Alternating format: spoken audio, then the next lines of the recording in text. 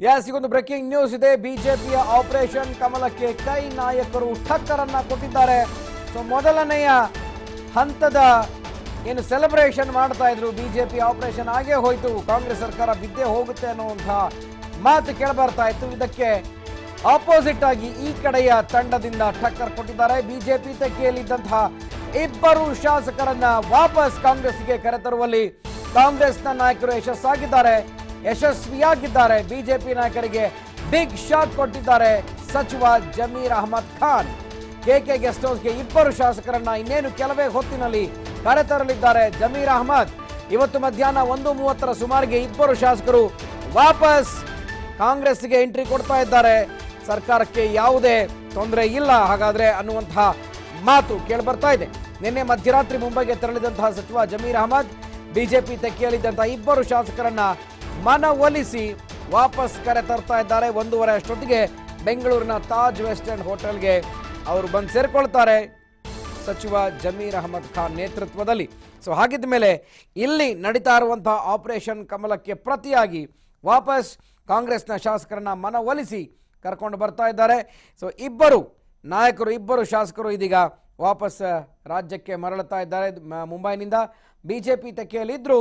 So ಅವರನ್ನ ವಾಪಸ್ ಕರ್ಕೊಂಡು ಬರ್ತಾ ಇದ್ದಾರೆ. ನಾಟ್ ರೀಚಬಲ್ ಆಗಿದ್ದಂತಹ ಶಾಸಕರನ್ನ ರೀಚ್ ಆಗಿ ವಾಪಸ್ ಅವರನ್ನ ಕರ್ಕೊಂಡು ಬರ್ತಾ ಇದ್ದಾರೆ. ಕಮಲ ತೆಕ್ಕೆಯಲ್ಲಿ ಇದ್ದಂತಹ ಇಬ್ಬರು ಕಾಂಗ್ರೆಸ್ನ ಶಾಸಕರು ಈಗ ಬೆಂಗಳೂರಿಗೆ ವಾಪಸ್ ಆಗ್ತಾ ಇದ್ದಾರೆ. ಈ ಮೂಲಕ ಆಪರೇಷನ್ ಕಮಲದ ಒಂದು ಮಟ್ಟದ ಏನು ವಿಜೃಂಭಣೆ ನಡೀತಾ ಇತ್ತು ಅದಕ್ಕೆ ಬ್ರೇಕ್ ಬಿದ್ದಾಗೆ ಆಗ್ತಾ ಇದೆ. ಮತ್ತಷ್ಟು ಮಾಹಿತಿಯನ್ನು ನಮ್ಮ ಪ್ರತಿನಿಧಿ ಕಿರಣ ಕೊಡ್ತಾರೆ. ಕಿರಣ, ಈಗ KKR ಗೆಸ್ಟ್ ಹೌಸ್ನಿಂದ ಮೀಟಿಂಗ್ ಶಿಫ್ಟ್ ಆಗಿದೆ ತಾಜ್ ವೆಸ್ಟ್ ಎಂಡ್ ಹೋಟೆಲ್ಗೆ. ಈಗ ಸಭೆಯನ್ನು ಸೇರ್ತಾ ಇದ್ದಾರೆ. ಯಾರೆಲ್ಲ ಭಾಗಿಯಾಗಿದ್ದಾರೆ ಅಲ್ಲಿ, ಅದರ ಜೊತೆಗೆ ಮೊದಲ ಹಂತದ ಏನು ಆಪರೇಷನ್ ಸಕ್ಸಸ್ ಆಗಿತ್ತು ಅದಕ್ಕೆ ಮತ್ತೊಮ್ಮೆ ಫೇಲ್ಯೂರ್ ಆಗುವಂಥ ಲಕ್ಷಣಗಳು ಕಂಡು ಬರ್ತಾ ಇದೆ. ಏನು ನಡೀತಾ ಇದೆ ಅಲ್ಲಿ ಅಂತ?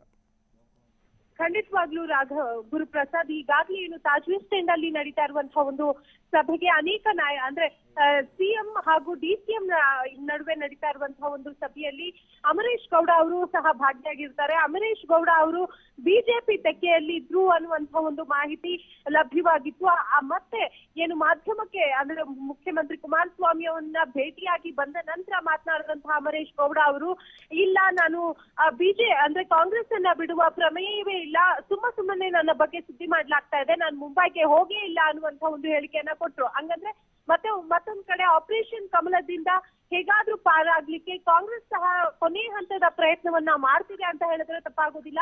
ಮತ್ತೊಂದ್ ಕಡೆ ಮಧ್ಯರಾತ್ರಿ 1 ಗಂಟೆಗೆ ಜಮೀರ್ ಅಹಮದ್ ಅವರು ದೆಹಲಿಗೆ ಅಂದ್ರೆ ಮುಂಬೈಗೆ ತೆರಳಿದ್ದಾರೆ. ಮುಂಬೈಯಲ್ಲಿ ಏನು ಅಲ್ಲಿರುವಂತಹ ಒಂದು ನಾಯಕರನ್ನ ಏನು ಸಮಾಧಾನ ಮಾಡಿ ಕರ್ಕೊಂಡ್ ಬರ್ತಾ ಇದ್ದಾರೆ ಅನ್ನುವಂತಹ ಒಂದು ಮಾಹಿತಿ ಲಭ್ಯವಾಗಿದೆ ಗುರುಪ್ರಸಾದ್. ಓಕೆ ಕಿರಣ, ಈಗ ಇಬ್ಬರು ಶಾಸಕರು ಬರ್ತಾ ಇದ್ದಾರೆ. ಒಟ್ಟು 4 ಶಾಸಕರು ಮುಂಬೈನಲ್ಲಿ ಇರುವಂಥದ್ದು. DK ಶಿವಕುಮಾರ್ ಕೂಡ ಮುಂಬೈನಲ್ಲಿದ್ದಾರೆ. ಸದ್ಯ ಜಮೀರ್ ಅಹಮದ್ ಅವ್ರ ಜೊತೆ ಇವರು ಬರ್ತಾ ಇದ್ದಾರೆ. ಸೊ ಇನ್ನು ಉಳಿದಂತಹ ಇಬ್ಬರು ನಾಯಕರು ಬರ್ತಾರ ಇವತ್ತು? DK ಶಿವಕುಮಾರ್ ಅವರ ಆ ಒಂದು ಮನವೊಲಿಕೆ ಕಾರ್ಯ ಯಶಸ್ವಿ ಆಗುತ್ತಾ? ಸೊ ಇಲ್ಲಿ ಯಾರೆಲ್ಲ ಭಾಗಿಯಾಗ್ತಾ ಇದ್ದಾರೆ ಈಗ ನಡೆಯುವಂಥ ಸಭೆಯಲ್ಲಿ ತಾಜ್ ವೆಸ್ಟ್ ಎಂಡ್ ಹೋಟೆಲ್ನಲ್ಲಿ ಅಂತ?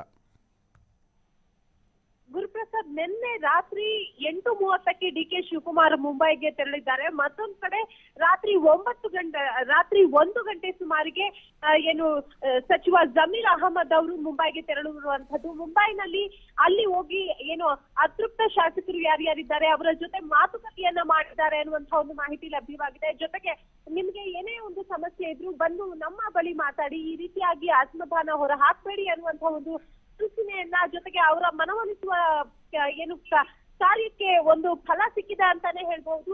ಜಮೀರ್ ಅವರ ನೇತೃತ್ವದಲ್ಲಿ ಇವತ್ತು ಏನು ಬೆಂಗಳೂರಿಗೆ ಬರ್ತಿದ್ದಾರೆ ಅನ್ನುವಂತಹ ಒಂದು ಮಾಹಿತಿ ಲಭ್ಯವಾಗಿದೆ. ಜೊತೆಗೆ ಭೀಮಾ ನಾಯಕ್ ಜಮೀರ್ ಅವರ ಆಪ್ತ ಆಗಿರೋದ್ರಿಂದ ಜಮೀರ್ ಅವರು ಅವರ ಮನವೊಲಿಸುವಲ್ಲಿ ಏನು ಸಫಲವಾಗಿದ್ದಾರೆ ಅನ್ನುವಂತಹ ಒಂದು ಮಾಹಿತಿ ಲಭ್ಯವಾಗಿದೆ ಗುರುಪ್ರಸಾದ್. ಓಕೆ, ಥ್ಯಾಂಕ್ ಯು ಕಿರಣ ಮಾಹಿತಿಗೆ.